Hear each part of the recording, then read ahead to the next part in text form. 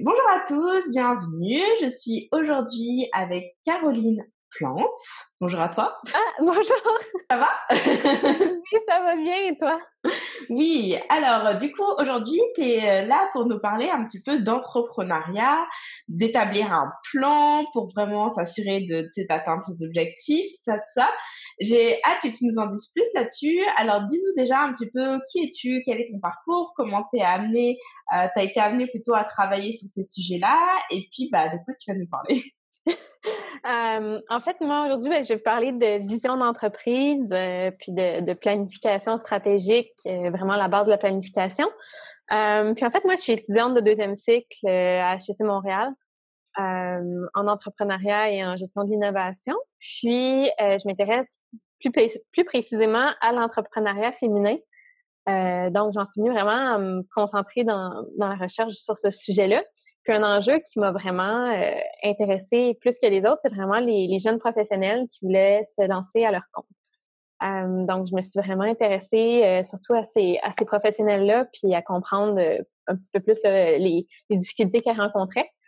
Donc voilà, je me suis questionnée beaucoup, là, c'est beaucoup les enjeux de différenciation, à savoir avec nos services professionnels, comment est-ce qu'on donne un sens à ça, puis comment est-ce qu'on va se différencier de l'autre qui offre les mêmes services que nous, un petit peu pour sortir de la guerre des prix et tout ça. Donc, c'est beaucoup des questions comme ça qui reviennent, des enjeux comme ça. Puis, je me suis vite aperçue que il n'y avait pas tant de choses qui étaient spécialisées pour ces jeunes professionnels-là. Donc, je me suis dit, pourquoi pas la partir, cette entreprise-là, puis pourquoi pas les donner ces ressources-là.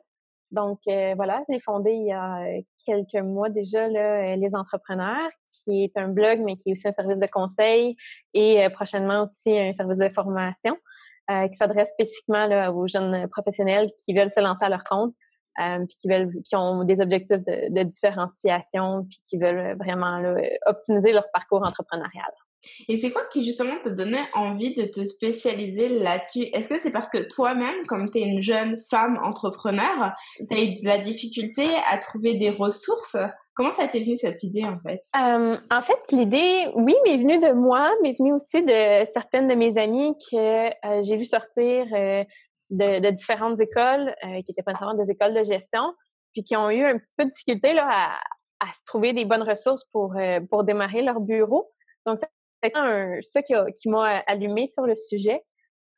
Puis par la suite, à force de fouiller un petit peu, puis de rechercher, puis de développer, euh, j'ai réalisé qu'il y avait vraiment un gros potentiel entrepreneurial là, parce que de plus en plus, les jeunes veulent se partir hors cabinet. Donc, j'ai saisi l'opportunité. Puis moi-même, tu sais, je suis titulaire d'un bac en finance. Donc oui, quand je suis sortie de mon bac, évidemment, je me suis posé la question, est-ce que je me lance en affaires? Puis j'ai réalisé qu'il y avait pas tant de choses que ça qui étaient disponibles. Puis du fait même pourquoi j'ai continué mes études finalement en entrepreneuriat. Ouais. Ouais, parce que pour le coup, on peut dire que tu es sacrément formée, parce qu'entre les finances et puis HEC, tu as quand même un beau background, quoi. Bien équipée. Justement, alors comment on fait pour définir sa vision d'entreprise? Parce que pour avoir déjà posé la question à plusieurs de mes clientes, mais formulée autrement parce que quand même ma spécialité elle est pas sur l'organisation stratégique d'un point de vue affaires. Généralement c'est ah bah moi ce que je veux c'est juste avoir plus de clients, plus de revenus, tu vois. Donc Oui. bon c'est assez large quand même. Alors c'est quoi tes bons conseils, tes bonnes pratiques pour justement arriver à structurer ça comme il faut en fait? Comment faut s'y prendre pour définir sa vision? En fait, c'est la question de base est tellement simple à se poser, c'est où te vois-tu dans 3 ans, dans 5 ans? Personnellement, moi, je vais pas plus loin que 3 ans. Il y en a qui veulent voir plus loin, 5 ans, dépendamment où ils sont rendus. Mais c'est vraiment la question de base. Donc, c'est oui dire je veux plus de clients, mais c'est quoi plus de clients pour toi? Est-ce que tu veux avoir 2000 nouveaux clients? Est-ce que tu veux avoir 10 nouveaux clients? Combien est-ce que tu veux avoir par client? Donc, c'est vraiment, c'est de partir de questions très simples peut-être à la base, mais c'est de les définir le plus précisément possible parce que un simple objectif, par exemple, comme je veux faire plus d'argent, moi, plus le caractéristique plus, pour moi, ne veut pas dire probablement la même chose pour toi. Dans le sens où l'objectif, s'il n'est pas défini, ça fonctionne pas. Ou même chose, c'est de dire, ben, je veux faire plus d'argent, je veux avoir plus de clients. Parfait. Est-ce que tu veux le faire en 1 an, en 2 ans, en 3 ans? Donc, d'être capable aussi de se mettre un cadre dans le temps sur ses objectifs. Ouais. Donc, voilà. C'est vraiment de partir de questions qui sont... Définir sa vision, c'est vraiment partir de questions qui sont très, très, très, très simples. Comme aussi, comme des questions, pourquoi est-ce que vous partez en entreprise maintenant, ou pourquoi est-ce que vous l'avez fait dans le passé, pourquoi l'avez-vous pas encore fait? Ça aussi, il y a des réponses là-dedans, à savoir qu'est-ce que vous venez chercher dans l'entrepreneuriat. Après ça, c'est de prendre ces développements-là, ces questions-là, puis d'aller travailler beaucoup plus précisément les objectifs, puis de les chiffrer pour être capable de les mesurer par après. C'est ça qui va donner ensemble la vision d'entreprise, c'est d'avoir quelque chose de tangible, parce que on veut tout faire avoir plus de clients, on veut tout faire plus d'argent, on veut tout être autonome, puis on veut tout avoir une liberté financière. C'est ça. T'as bien normal. Fait que c'est vraiment d'aller définir qu'est-ce que ça veut dire pour nous, toutes ces caractéristiques-là. C'est vraiment ça la vision. OK. Alors, une fois que donc j'ai noté le nombre de clients, une fois qu'on a défini ça, en Oui. combien de temps? Oui. C'est quoi l'étape suivante? Ah, ben mon Dieu. Ben en fait, c'est juste, je les ai ici, laisse-moi une petite seconde. C'est les critères SMART que ça s'appelle.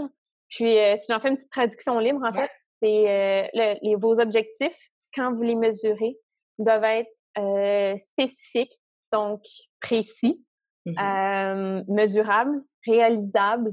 Donc, vous devez être capable de les quantifier puis de les réaliser. Ils doivent être faisables. Ils doivent être aussi pertinents.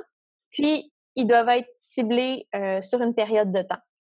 Donc, c'est de partir de questions. Si je récapitule, c'est vraiment de partir de questions qui sont très, très simples, de définir des objectifs globaux. Puis, donc, par exemple, plus de clients, plus d'argent, peut-être développer certaines parts de marché, un pourcentage de parts de marché ou d'ouvrir un certain nombre de boutiques, d'avoir une certaine visibilité sur le web, je sais pas, un certain nombre de collaborateurs. C'est vraiment à vous de vous baser sur ce qui est important pour votre business, donc ce qui est pertinent à votre business, puis d'aller avec ces objectifs-là qui sont encore très vagues, d'aller vous créer des sous-objectifs ou d'aller chiffrer ces désirs-là, ces besoins-là. Puis, une fois que tout ça va être détaillé, c'est ça qui va former votre vision, en fait, parce que vous allez savoir dans 3 ans ou combien de clients vous voulez avoir été chercher de plus, combien de collaborations, avec qui ou avec quel type d'organisme ou d'entreprise vous voulez avoir fait des collaborations. Vous allez vraiment être capable d'avoir une image de où va être rendu votre business dans 3 ans, mais qui va être détaillée, qui ne sera pas seulement je vais avoir plus de clients, là, qui va être beaucoup plus chiffré que ça. Et est-ce que tu as des conseils, justement, une fois qu'on a, par exemple, effectivement, on va avoir plus de clients, puis admettons qu'on va dire, bah, pour y arriver, je vais faire ça, ça, ça, ça. Est-ce que tu as des conseils ou des techniques pour arriver finalement à définir sur quoi mettre la priorité? Oui, ben en fait, c'est sûr que quand on écrit une vision, tu sais, une vision peut prendre 3 pages, comme elle peut prendre 1 page, comme elle peut prendre un paragraphe. Ça, c'est vraiment vous qui détaillez comme vous le sentez. Mais par contre, c'est sûr que plus il y a de détails, plus ça va être difficile, plus il y a d'objectifs, plus ça va être difficile de réaliser tous ces objectifs-là, puis de rentrer tous ces objectifs-là en cohérence les uns avec les autres. Mais une chose qui est bien de faire, en fait, pour détailler ces objectifs-là, c'est de faire une ligne du temps, mais à sens inverse. Dans le sens où on part de la 3e année ou de la 5e année, comme vous voulez, puis détailler, une fois que vous avez détaillé tous les sous-objectifs, là, toutes vos catégories d'objectifs que vous voulez avoir selon les 5 critères SMART, une fois que tout ça est défini, mais partez de l'année 5, puis ça, c'est votre portrait de l'année 5. Ensuite, reculez à l'année 4. Puis lequel de ces objectifs-là, où sont rendus ces objectifs-là? Donc, si par exemple, vous avez pour objectif de faire 1 million dans 5 ans de chiffre d'affaires, Mais peut-être que la 4e année, il va falloir que vous soyez rendu à un chiffre d'affaires de 800 000. Donc, vous allez pouvoir décortiquer vos objectifs sur vos 5 ans ou sur vos 3 ans. Puis aussi dire peut-être, ben cet objectif-là, les 2 premières années, j'y touche pas, puis ça va commencer seulement à partir de la 3e année. Ou vice-versa. Peut-être je vais l'avoir complété à la 3e année, puis après ça, c'est fini. Donc, vraiment de partir de la 5e année, de descendre mettons, à la 4e, à la 3e, à la 2e, à la 1re. Puis, vous allez voir si, en décortiquant vos objectifs, vous allez voir si c'est réaliste, par exemple, dans la prochaine année ou dans les prochains 6 mois. C'est souvent là qu'il va y avoir un petit clash, dans le sens où on rêve grand. C'est correct de rêver grand, mais souvent, la première fois qu'on fait cette ligne du temps-là, on en beurre épais, puis on arrive à la 1re année ou à la 2e année, puis on se dit, oh, OK, là, c'est plus à court terme, on est capable de voir si ça fait du sens de dire dans 1 an, je vais être rendu là, ou c'est plus facile, disons, que de dire est-ce que ça fait du sens d'être là dans 5 ans. Donc, voilà. Donc, vraiment pour tester la vision, si on veut, ou tester les objectifs qui définissent votre vision, là, c'est vraiment de partir de la dernière année, en fait, là, de votre destination, puis de revenir à la case départ. Ouais. Et ouais, c'est un rétro-planning, quoi, dans le fond, c'est ça. Et justement, ça va me permettre d'avoir l'occasion de rebondir parce que vu que tu as un profil assez économique, finance, tout ça, j'imagine que le terme de plan d'affaires, de business plan, ça te parle. Et est-ce que justement, pour toutes celles qui n'ont pas forcément creusé trop la question, c'est le genre de choses qu'on est censé faire dans un business plan? C'est le genre de choses. En fait, là-dedans, il y a 3 outils, en fait. Ce que je vous parle, en fond, la mission fait partie. La mission, c'est la vision de votre entreprise. Donc, c'est tout, là. C'est ce qui va rallier vos coéquipiers avec vous, vos employés, vos partenaires, c'est tout. Donc, ça va aller dans les différents outils, dans tout ce qui va toucher votre business. Par contre, quand on parle de définir sa vision, de se fixer des objectifs, c'est vraiment de la planification stratégique. Ça n'a pas besoin d'être un plan d'affaires. Donc, c'est vraiment les objectifs à atteindre ainsi que les stratégies que vous allez mettre en place pour les atteindre, ces objectifs-là, pour réaliser votre vision. Par contre, un plan d'affaires, ça va vraiment... L'objectif du plan d'affaires, c'est d'expliquer le modèle d'affaires de l'entreprise. Donc, ça... le modèle d'affaires est différent de la vision d'entreprise. La vision, c'est l'objectif. Le modèle d'affaires, c'est tous les processus qui rentrent en compte dans votre entreprise. Donc, quand on fait un plan d'affaires, ce qu'on explique, en fait, c'est dans le fond, c'est la segmentation de marché, donc notre analyse de marché, c'est la proposition de valeur, c'est comment est-ce qu'on va rejoindre notre consommateur, comment on va faire notre promotion, comment on va gérer nos ressources humaines, comment on va gérer notre production. Donc, le plan d'affaires va nécessairement être drivé par la vision parce que toute votre entreprise est drivée par votre vision. Par contre, le plan d'affaires va vraiment venir expliquer en détail comment vous allez réaliser ces stratégies-là, puis comment est-ce que vous allez développer votre entreprise dans ces processus puis dans les détails. Puis, souvent, moi, ce que je conseille, je vais rajouter sur ce sujet-là, ce que je conseille, moi, à mes clientes quand ils viennent me voir en consultation, c'est d'oublier le plan d'affaires. Du moins, quand il n'y a pas besoin de financement, là, quand il n'y a pas besoin de financement pour une banque ou des choses comme ça, moi, ce que je leur dis, c'est oublier le plan d'affaires pour au moins les 2 premières années. Tout simplement parce que pour faire un plan d'affaires, c'est long, c'est difficile. Souvent, on a fini notre plan d'affaires, puis on a perdu beaucoup de temps à faire ce plan-là sans qu'on le suive nécessairement après. Puis souvent, la business a déjà changé parce qu'on est en démarrage, puis ça bouge à tous les jours, puis c'est incertain comme contexte. Donc, c'est ça. Donc, moi, ce que je leur dis plutôt de faire, c'est vraiment de faire leur planification stratégique. Donc, de dire, vois ta destination, vois ta vision, où est-ce que tu t'en vas avec ça. Après ça, définis tes objectifs pour y arriver. Puis les stratégies, tu t'adapteras au fur et à mesure. Puis si tu vois, adapte-toi au contexte. Puis si tu vois que le contexte change, c'est correct. Tu vas être capable de vite réagir parce que tu n'auras pas les yeux fixés sur ta feuille, sur ton plan d'affaires. Ce que je lui conseille de faire, par contre, à la place, pour définir le modèle d'affaires, c'est un Canva du modèle d'affaires, que ça s'appelle un business Canva en anglais. Mhm. C'est un petit Canva qui rentre sur la grosseur d'une feuille, qui est divisé en 9 éléments. Puis, c'est les 9 éléments du Canva du modèle d'affaires. Du modèle d'affaires tout court, pardon. Donc, c'est vraiment plus facile de remplir ce Canva-là que de remplir le plan d'affaires. Puis, ça regroupe quand même tous les éléments de l'entreprise, tous les éléments du modèle d'affaires. C'est beaucoup plus facile, c'est beaucoup plus simple et beaucoup plus accessible aussi. Donc, ça coupe toute l'énergie qui est investie là, dans le plan d'affaires comme tel. Est-ce que tu as en tête les 9 éléments? Ah mon Dieu, ben oui! Ouais, OK. En fait, c'est la segmentation de la clientèle.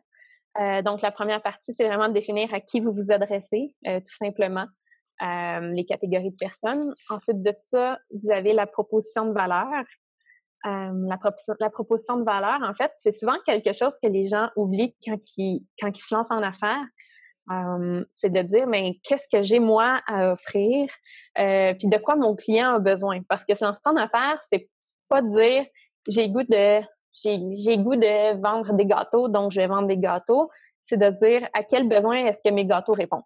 Donc, c'est vraiment de se questionner sur qu'est-ce que vous avez à offrir. Donc, vous avez votre proposition de valeur, ce que vous proposez de plus à vos clients.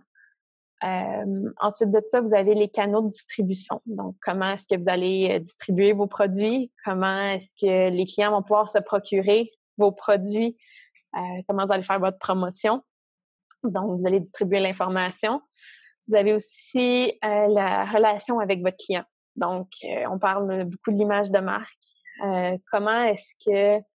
Une question que je pose souvent à mes clients, c'est comment est-ce que si vous aviez 5 caractéristiques, par exemple, que vous voudriez que vos clients se souviennent de votre marque, ce serait quoi? Donc, après une transaction, par exemple, si je leur parle de votre marque, c'est quoi les 5 critères que vous voulez qu'ils se souviennent? Et ça, c'est vraiment la relation client dans son ensemble. Mais après ça, c'est de définir, ben OK, si je veux qu'ils se souviennent de mon service comme étant accueillant, généreux, propre, puis par exemple de bonne humeur, ben OK, c'est parfait, mais comment est-ce que tu amènes ça? Comme c'est quoi les processus qui y a en arrière de ça à définir pour que le client se sente bien accueilli, voit votre générosité, etc., etc. Ensuite de ça, le 5e, ce sont vos activités clés. En fait, les activités clés, c'est vraiment d'être capable de définir c'est quoi les activités qui sont ultimement qui sont reliées à votre proposition de valeur, en fait. C'est quoi les activités qui sont ultra méga nécessaires pour faire votre business? Donc, quelqu'un qui offre, par exemple, pour moi, des services comptables, ben le fait qu'elle soit capable de rédiger, par exemple, la rédaction d'états financiers, c'est la base même de son entreprise. C'est le core de son entreprise. Donc, c'est super important. Tandis que pour quelqu'un, par exemple, je reprends mon exemple, qui a une pâtisserie, ben, le fait d'être capable de rédiger ses états financiers, c'est vraiment pas, c'est important, mais ce n'est pas le core même de sa business. Ce n'est pas ce qui lui permet de vendre ses boulangeries, ses pâtisseries. C'est vraiment le fait de faire rouler sa cuisine, d'avoir ses ingrédients, de produire ses recettes. Donc, c'est vraiment de souligner les principales activités. Vous avez ensuite les 2 autres catégories qui suivent, c'est les ressources clés et les partenaires clés. Ces 2-là, en fait, c'est vraiment de définir quelles sont les ressources qui sont utiles pour réaliser vos activités clés et, par la même occasion, quels sont les partenaires qui sont nécessaires pour réaliser vos activités clés. Donc, qui, à l'interne comme à l'externe, qu'est-ce qu'il vous faut pour faire vos activités, pour vendre vos produits. Puis, finalement, ben, vous avez la structure de revenus, la structure de coûts. Donc, combien ça vous coûte, puis combien d'argent vous faites. C'est quoi vos prévisions financières. Non, c'est super, ouais. Donc, ça. Puis ça, des Canva, il y en a en ligne. Là, écrivez Business Canva, vous allez les trouver. Il y en a sur ton site? Oui, il y en a un aussi sur mon site Tout simplement. Qui est adapté vraiment pour le modèle professionnel. Alors, c'est quoi ton adresse qu'on puisse aller le télécharger si on veut ou le regarder? C'est le www.lesentrepreneurs.com. Entrepreneur féminin pluriel. Okay. Puis, c'est ça. En fait, moi, il est vraiment optimisé pour les professionnels dans le sens où, dans leur proposition de valeur, principalement, je les amène vraiment à se questionner, à dire, mais où est ma proposition de valeur au-delà de mes services professionnels? C'est vraiment ça la clé de différenciation, en fait, pour ces professionnels-là, parce que, ben, par exemple, je prends une avocate, on s'attend à ce qu'une avocate soit capable de réaliser des contrats. On peut, pour aller se différencier, il faut aller au-delà de son service professionnel de base, puis d'aller chercher qu'est-ce qui, moi, va plus loin que ça. Donc, le Canva est vraiment adapté à cet objectif-là pour celui-là qui est disponible gratuitement sur mon site web. Bah, du coup, je t'ai laissé parler parce que je voulais pas te couper parce que c'était très intéressant. Mais déjà, ce que je veux juste dire, c'est rebondir sur le fait que tu disais que c'était pas forcément adapté de construire un business plan dans les 2 premières années parce que son entreprise change énormément et c'est clair et net. Oui. Parce que je vois ne serait-ce que mon propre parcours. En 1 an déjà, enfin, ma cible, elle a changé, les produits que je vends ont changé, la façon dont je le présente ont changé. Et au départ, on se dit, bah non, c'est clair et net, c'est ça que je veux faire. Mais en fait, en testant le marché, au fur et à mesure, on réadapte, on corrige, et puis même soi-même, on se rend compte que on se sent plus à l'aise à aborder les choses de telle façon plutôt qu'une autre, etc. Donc c'est sûr qu'effectivement, s'enfermer dans un business plan, c'est difficile, et en même temps je suis vraiment très contente que tu aies dit que voilà, c'était pas forcément le mieux et que le Canva était certainement plus adapté parce que il y a une espèce de culpabilité, je trouve, qui repose sur les entrepreneurs qui démarrent.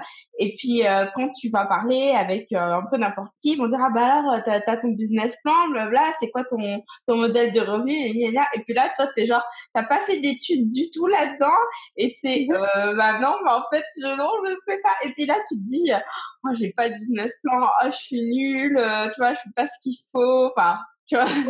Oui, puis pourtant, le Canva va vraiment faire tout ça, dans le sens où c'est pas seulement de dire je vends mon, tu sais, le fait d'utiliser le Canva va vous demander de faire les analyses nécessaires, va vous demander d'aller plus loin que de dire je vends mon produit 50 ou je fais un tarif de tant de l'heure. Ça va vous demander d'aller plus loin que ça. C'est juste que le plan d'affaires en tant que tel est un moyen de communication. Donc, c'est vraiment, pour faire un plan d'affaires, là, il faut que vous ayez à communiquer tous ces objectifs-là à quelqu'un, donc probablement pour du financement. Puis ça, c'est correct quand vous avez besoin de le communiquer à une tierce personne, mais quand ça reste pour vous, ça demande de réaliser un gros plan d'affaires, ça demande de prendre du recul sur son entreprise, puis ça demande des efforts, ça demande de faire des prévisions budgétaires qui ont du sens. Il faut avoir des prévisions budgétaires qui font du sens, il faut avoir un minimum un revenu stable. Il faut être capable de prévoir, il faut être capable d'avoir des tendances sur lesquelles s'appuyer, là. Donc, c'est sûr que, puis moi, la même chose, je suis rentrée étudiante en entrepreneuriat, j'avais fait de la finance corporative. J'étais pas du tout dans le monde des PME. Mon premier réflexe, ça a été de me partir un plan d'affaires, un business plan. Puis tout de suite, je me suis fait taper ses doigts, puis ils m'ont dit, ben, tu vas voir, ça te servira à rien, ton plan, ton plan, il est dans ta tête, puis c'est une petite entreprise, fait c'est toi l'entreprise. Fait que t'as pas besoin d'avoir un plan qui va te suivre tout le temps. De toute façon, tu vas toujours être en train de le remettre à jour. Puis c'est vrai, là, ça m'a pris 2 mois, puis je l'ai laissé tomber, mon plan. Par contre, j'ai mon Canva, j'ai mon modèle d'affaires, je sais où je fais de l'argent, je sais c'est quoi mes priorités, je connais ça. Mais est-ce que j'ai un plan d'affaires de 45 pages avec 60 pages d'annexes? Non. Mais je trouve que justement, le Canva, tu vois, tu listais les points clés, ça permet quand même déjà de balayer vraiment toutes ces dimensions finalement. Et je pense qu'effectivement, ça suffit comme ligne directrice. Oui, définitivement. C'est pour ça que moi, en fait, tu sais, quand je reçois des clientes, souvent je leur dis, puis ça fait un beau round-up de ce avec quoi on a commencé à parler, mais je leur dis souvent, définissez votre vision, définissez l'image, la photo, ce que vous voulez être dans 5 ans. Ensuite de ça, définissez vos objectifs. Puis, définissez votre modèle d'affaires à côté dans le Canva. Puis en ayant vos sous-objectifs, votre ligne du temps, comme je parlais tout à l'heure, puis votre modèle, ben vous allez être capable de dire ah ben oui, tu sais, moi, je vais voici donc les stratégies que je vais mettre en place pour atteindre ma vision. Parce que je connais mon modèle d'affaires, je connais comment mon entreprise fonctionne. Tu sais, je connais c'est quoi les activités les plus importantes qui sont cruciales à ma réussite. Je connais comment aller chercher mes clients, donc je sais où axer mes stratégies. Ça donne des stratégies qui sont beaucoup plus efficaces pour atteindre votre vision d'entreprise. Tout est interrelié dans ce domaine-là, là. Surtout pour une petite PME, là, c'est tout est lié. Et on fait quoi alors si on se rend compte qu'on s'est fixé des objectifs bien trop ambitieux et que ça marche pas? En fait, nous, comment ils nous enseignent ça, c'est vraiment, il n'y a pas d'objectif trop ambitieux dans le sens irréalisable. C'est simplement que l'opportunité d'affaires qu'on va construire doit être en cohérence avec le temps, les ressources qu'on est prête, nous, à y investir.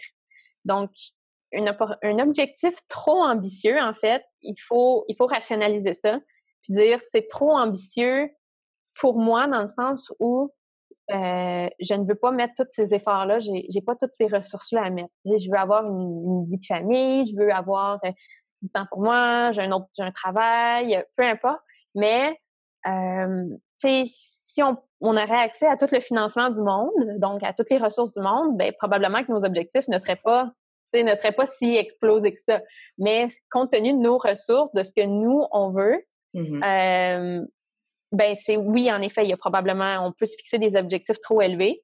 Puis dans ce temps-là, ben c'est vraiment juste de réaliser une introspection puis de se questionner à se dire qu'est-ce que je viens chercher réellement dans l'entrepreneuriat?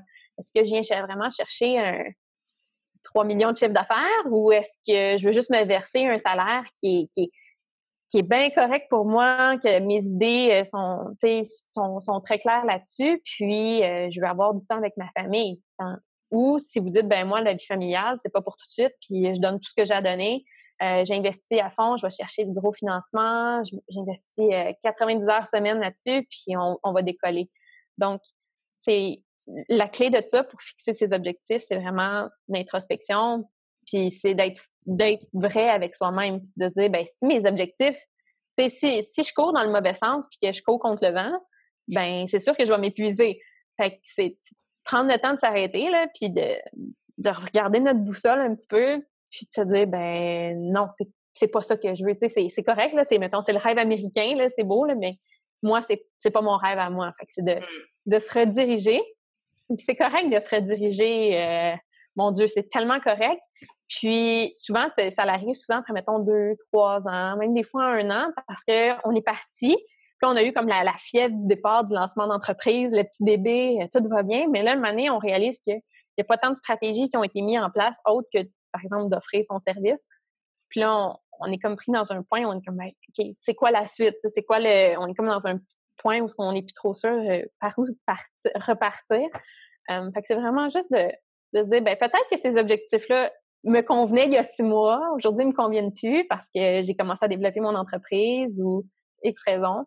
Puis réaliser une petite introspection, puis se réaligner sur les bons objectifs. Puis ça se fait très bien. Faut juste avoir faut juste avoir la conscience de le faire. Là. Ouais, tout à fait. Alors, si je résumais un petit peu tout ce que tu nous as dit, même si tu as déjà fait un bon résumé. Donc, pour vraiment, la première chose, en fait, c'est déjà de définir sa vision d'entreprise. Oui, numéro 1. Numéro 1. Ensuite, c'est de se fixer des objectifs. Oui. Qui soient smart. Je remettrai dans la description de la vidéo et du podcast les différents, comment on dit ça? Les différentes étapes. Les acronymes, les étapes, voilà, c'est ça. Donc, faire un rétro-planning en partant de la fin et puis remonter dans le temps pour voir comment on va étaler ça dans le temps, finalement. Oui. Faire son Canva. Est-ce que le Canva, c'est la dernière étape ou c'est en parallèle? Moi, je le ferai en parallèle. OK. Parce que faire un Canva, ça l'amène à se questionner beaucoup. Énormément même. Donc, les gens le sous-estiment souvent, mais à force de le retravailler puis d'assurer la cohérence entre les 9 éléments dont je parlais, Ouais. Les gens réalisent que, oh, OK, là, mes stratégies sont pas toutes alignées, là. Fait que ça l'impacte, veut pas les objectifs. Donc, moi, je le ferai en parallèle. OK, super. Merci beaucoup pour tous ces conseils, Caroline. Ben, ça me fait plaisir. Donc, si on veut te retrouver, on va sur lesentrepreneurs.com, c'est ça? Oui, puis vous pouvez me suivre aussi sur la page Facebook. OK, super. Merci beaucoup, Caroline. À très bientôt. À toi. Salut, salut. Salut!